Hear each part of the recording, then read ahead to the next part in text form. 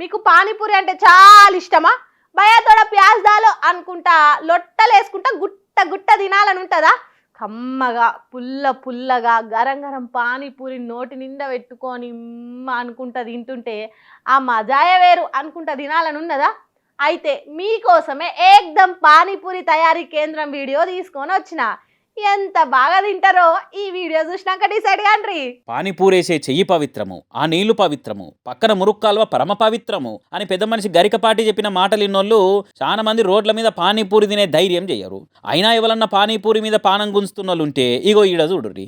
ఇంత మంచిగా పానీపూరీలు తయారవుతున్నాయో చూసినాక తినాలనో వద్దో నిర్ణయం మీరే తీసుకోరిగా. గరికపాటి నరసింహరావు చెప్పినట్టు ఈడ కూడా పానీపూరి తయారు చేసే పొయ్యి పవిత్రము, పైన రేకులు పరమ పవిత్రము, బయట చెత్తాచెదారం పూజ్య పునీతము. ఇక పానీపూరి కాల్చే నూనె పావనము, బండ్ల కార్ల ఇంజన్ల నుంచి తీసే ఆయిల్ ఇంజన్ తీరుగా మహాపునీతము. ఆ పానీపూరిలు మూకుట్ల నుంచి తీసి వేసిన జాగ అద్భుతము, అమోఘము, అపూర్వము. బొద్దింకలకు, ఎల్కలకు, పిల్లులకు, బలులకు ఆనందనిలేం తీరుగా ఎంత పవిత్రంగా ఉన్నదో చూడుర్రి. ఈగలు దోమలకు స్వర్గధామం లెక్క మంచిగా మహాద్భుతంగా ఉన్నది కదా పానీపూరి తయారు చేసే సెంటరు. నీట్నెస్ అవార్డులు ఇస్తే దీనికి వేయాలి ఫస్ట్. శుచి శుభ్రత అంటే గిది అని దీన్ని నడుపుతున్న వాళ్ళకి సన్మానం చేయాలి. హైదరాబాద్ పట్టణంలో ఉన్న అత్తాపూర్ ఏరియాలో ఫుడ్ సేఫ్టీ ఆఫీసర్లు చెకింగ్కి వస్తే ఈ పానీపూరులు తయారు చేసే అద్భుత కేంద్రం బయటపడ్డది. ఏది ఎక్కడో మన ఏరియాలో కానే కాదు కదా అని పానీపూరి కోసం పరితపించారు. ఇక్కడ నుంచే ప్యాకింగ్ చేసి హైదరాబాద్లో చాలా బండ్లకు సప్లై చేస్తారట.